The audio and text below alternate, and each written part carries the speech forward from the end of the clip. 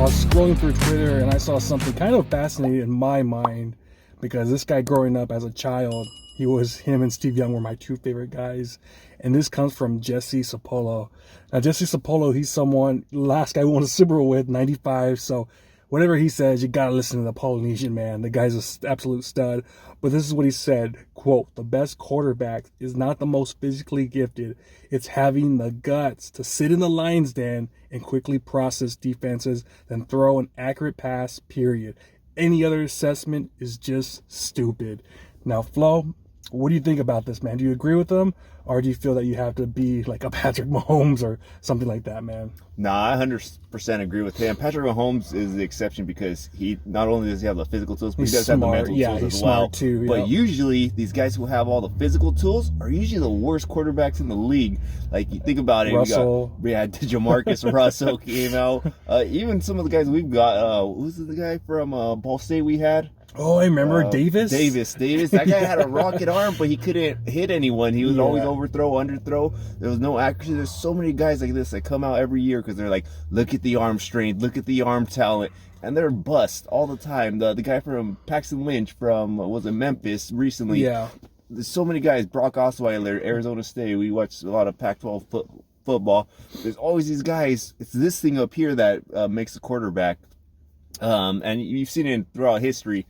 Tom Brady, early on, he didn't really have the greatest of arm. His arm strength improved over the years, but it was mostly this. He knew exactly where to place the ball at the right time. Kurt Warner actually had a decent arm. He played for a long time, but he was another really smart guy. Peyton Manning.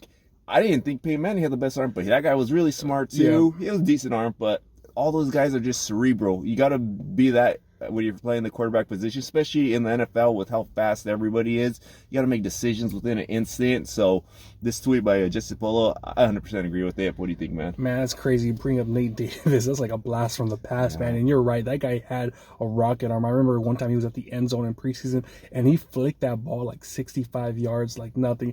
But the thing is, he even said he had like a learning problem, and that does hurt because you have to process things quick, like in a matter of 2 seconds. So, I mean, that definitely hurt him. But Jesse, man, I remember him actually. So every year when you become Mr. Relevant, you get like a whole week, like a vacation, a parade, everything happens for you.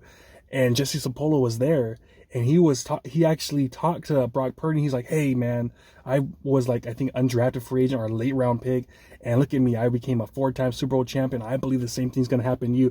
And I heard that and all that stuff, and I was like, "Oh man, that was a great speech." However, come on, man, Brock Purdy, he's gonna be our 4th-string quarterback. Because remember at the time we had Trey Lance, Jimmy Garoppolo. We just guaranteed Nate Suffield $2 million in guaranteed money. So Brock Purdy was going to pretty much have to fight his ass off just to make the team. But looking back on that video, man, Jesse Sapolu, I don't know what the hell he saw, but man, that guy called it. And the fact that he's saying all this, I love how all these 49ers alumni, they're coming together and they're rallying behind Brock Purdy, from Jerry Rice, Steve Young, Joe Montana, Jesse Sapolu. The list goes on and on. Brent Jones, Ronnie Lott.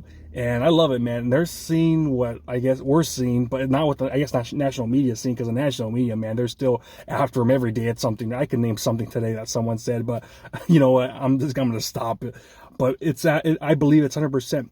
You have to be able to stay in the lion's den. And I think when he says that, I'm talking about in the pocket. The best quarterbacks right there, like Tom Brady, his ass will just stay in the pocket. And that's exactly what Brock Purdy does. Here and then he'll move around, but most of the time, like 80-90% of the time, he's in that pocket and he's not afraid. If he gets a shot, he gets a shot. But he's absolutely has no fear in him, and the processing is what makes him so smart. The Wonderlic test, we've been talking about that.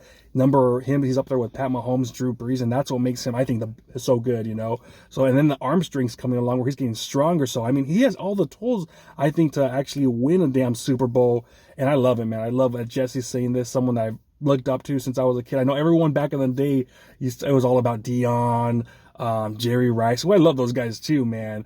Brent Jones, but man, my guy was Jesse Sapolu and Steve Young. I think that's why I'm always telling you about all these guards, all these offensive linemen. because I think it comes from Jesse Sapolu. I remember when we drafted Mike Iupati, I kept saying, "Oh, dude, Mike Iupati, that guy's a beast," and he was a beast. And exactly, and Anthony Davis. So that's why I was pumped. Even when we got Aaron Banks in that second round a few years ago, everyone kept talking about, "Man, we should have got a receiver. Why the f did we get Aaron Banks?" But there's a reason. These offensive linemen, they're smart as hell, and they're very much needed in this game. So I think that's what the three things: offensive line, defensive line, quarterback. You have those things, then you're golden. But what else do you think about Jesse? Yeah, man, and it's not just having a quarterback, but it's just having a smart quarterback. Yeah. Like you said, I think the NFL has transitioned so much to that quarterback that escapes the pocket. But like you said, being in that pocket, being comfortable there is the biggest thing. I think it's more important to be able to step up in the pocket than to escape the pocket. And that's what Brady does, or did. Brock Purdy does. Drew Brees. Peyton Manning. It's not about escaping the pocket. It's knowing when to step up to avoid the rush and keeping your eyes down the field and be able to hit those receivers. That's pretty much the biggest key. Even Eli Manning kind of did that for a little bit, so I give him props too. I think that's the biggest thing, but I understand everybody gets so enamored with the leg speed and everything because you see Lamar Jackson. Patrick Mahomes has some decent ones too, but there's a reason why Lamar Jackson usually fizzles out. Josh Allen, they usually fizzle out during the playoff time because they're not comfortable just sitting down there when the defenses start scheming for you, when they're going to force you to beat them with their arm, and this thing up here. I think I remember when we had Alex Smith, and Alex, his first few years without Harbaugh, when he would always hike the ball, it seemed like he would always panic. Do you remember? And he would always run to the right, always run to the right, and nothing would ever happen. I'm like, dude, what are you doing? Stay in the damn pocket. I think it was until Harbaugh came on and he started teaching them, dude, you gotta be staying in that damn pocket, because that right there is gonna be your bread and butter. And it's true, man. It seems like these guys that stay in the pocket, they have the better careers. Someone that everyone seems to be in love with right now, that Will Levitt's guy, how I do like, but one thing I think will be his downfall is he does like running outside the pocket, running backwards. Dude, you can't have no fear. Like Jesse says, be in that lion's den, have no fear, and you'll be fine. So Brock Purdy, I haven't seen that in forever with all these other quarterbacks that we've had, guys that kind of have that fearful thing with Jimmy Garoppolo. He kind of had the happy feet where he would be bouncing up and down.